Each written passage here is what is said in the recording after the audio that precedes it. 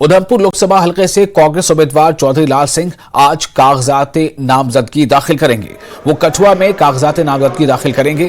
ख्याल है कि उधमपुर में 19 अप्रैल को पहले मरहले के तहत वोटिंग होगी। चौधरी लाल सिंह का मुकाबला बीजेपी उम्मीदवार और मरकजी वजीर डॉक्टर जितेंद्र सिंह और डीपीएपी उम्मीदवार जीएम सरूरी से है।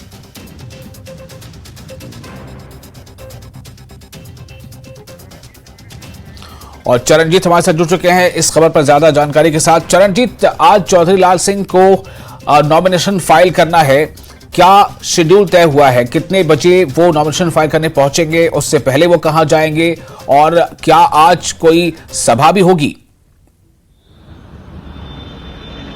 जी बिल्कुल विशाल, बता दूं कि आज जो नामांकन का आखिरी दिन है और अब तक की बात करूं तो इससे पहले 7 जो कैंडिडेट हैं वो चुनावी मैदान में आ चुके हैं। उन्होंने अपना नामांकन यहां पर दर्ज कर दिया है और आज आखिरी तारीख है और करीब 12 साढ़े 12 बजे के बीच चौधरी लाल सिंह, मैं दिखाना चाहूंगा, ये निर्वाचन कार्यालय है जिसके बाहर की तस्वीरें आप देख रहे हैं। यहां पर करीब 12 साढ़े 12 बजे के बीच चौधरी लाल सिंह यहां पर पहुंचेंगे और अपने साथियों के साथ यहां पर जो है अपना नामांकन जो है आज उधमपुर लोकसभा सीट से दर्ज करवाएंगे। जी तो बता दूं कि उसके बाद जो है रामलीला मैदान में वो एक जनसभा को भी संबोधित करने वाले हैं, जिसमें जो यहाँ जम्मू कश्मीर के अध्यक्ष हैं विकाल सूल, उनके आने की भी पूरी आशंका जताई जा रही है और कई लोग जो हैं चौधरी लाल सिंह को सुनने यहाँ पर पहुंचने वाले हैं। जी साल जी बिल्कुल।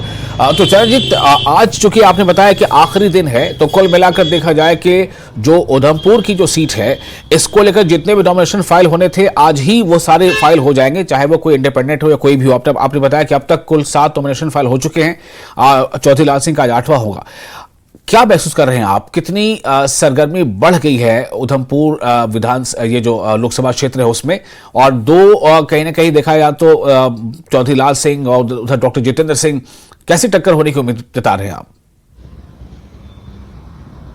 बिल्कुल, जिस तरह मिसाल कल भी हमारी बात रही थी कि मामला जो है मुकाबला जो है इस बार त्रिकोणीय ही देखा जा रहा है। एक तरफ जीएम सरूरी हैं, दूसरी तरफ चौधरी लाल सिंह, तो साथ ही साथ 2 बार के जो मेंबर पार्लियामेंट रहे हैं डॉक्टर जितेंद्र सिंह।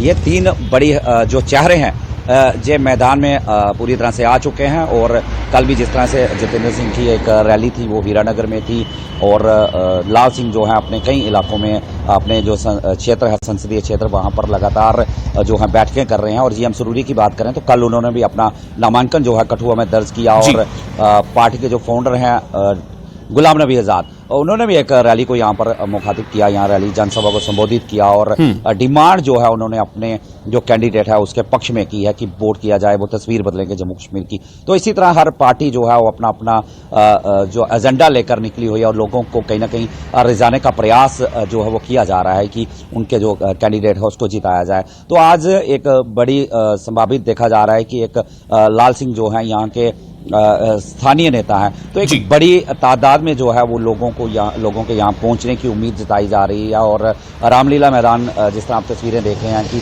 तैयारियां वहां पर की जा रही हैं, सुरक्षा के भी इंतजाम किए गए हैं। और यहाँ इस समय हम खड़े हैं, ये निर्वाचन कार्यालय बिल्कुल सामने की तस्वीरें हैं और यहाँ पर करीब 12 साढ़े 12 बजे चौधरी लाल सिंह अपने समर्थकों के साथ पहुंचेंगे। हालांकि 5 लोगों को भी इजाजत दी गई है अंदर जो निर्वाचन अधिकारी है उनके समक्ष जाने की, और जो नामांकन दर्ज करने के वक्त जो है 5 लोग यहाँ पर इंटर हो सकते हैं। बाकी समर्थक जो है उनके वो बाहर रहेंगे और उसके बाद एक रैली के रूप में जो है रामलीला मैदान की ओर जो है वो चौधरी लाल सिंह अपने समर्थकों के साथ कूच करेंगे और वहां पर कई कांग्रेस के नेता दिग्गज वहां पर पहुंचेंगे और लोगों को जो है वहां पर संबोधित किया जाएगा। और त्रिकोणीय मुकाबला जो है इस बार इस सीट पर देखा जा रहा है। जिस तरह से मैंने पहले भी कहा कि जीएम सरूरी है, वो भी चुनाव रैली में एक अच्छा बड़ा चेहरा माने जाते हैं और दूसरी तरफ 2 बार के एमपी चौधरी लाल सिंह और 10 साल बाद फिर कांग्रेस में घर वापसी और कांग्रेस से ही 2 बार जो है एमपी मेंबर पार्लियामेंट रहे और उसके बाद केंद्र में मंत्री रहे डॉक्टर जितेंद्र सिंह, वो भी 2 बार के सांसद हैं। बड़े मार्जिन के साथ पिछली बार वो जीते थे और इस बार मुकाबला जो है कहीं ना कहीं कड़ा होने वाला है। जी चरणजीत, बहुत शुक्रिया आपका तमाम जानकारी के लिए। तो आज नॉमिनेशन फाइल करने की आखिरी तारीख है और आज आखिरी तारीख में कांग्रेस की तरफ से जो प्रत्याशी हैं चौधरी लाल सिंह उधमपुर लोकसभा क्षेत्र के लिए आज वो अपना नॉमिनेशन फाइल करने वाले हैं। करीब 12 या 12:30 बजे के आसपास वो नॉमिनेशन फाइल करने के लिए पहुंचेंगे। अगली खबर, Jammu Kashmir high court division bench ने मनी लॉन्ड्रिंग केस में चौधरी लाल सिंह की जमानत मंसूख करने के लिए ईडी की तरफ से दायर दरख्वास्त की अगली समाअत की तारीख 20 अप्रैल मुकर्रर की है। चौधरी लाल सिंह के वकील दिफा फहीम अहमद ने बताया कि ईडी ने लाल सिंह को दी गई जमानत को मुस्तरद करने के लिए हाई कोर्ट में दरख्वास्त दायर की थी और केस समाअत के लिए दर्ज था। अदालत ने समाअत 20 अप्रैल तक मुलतवी करने का फैसला किया है।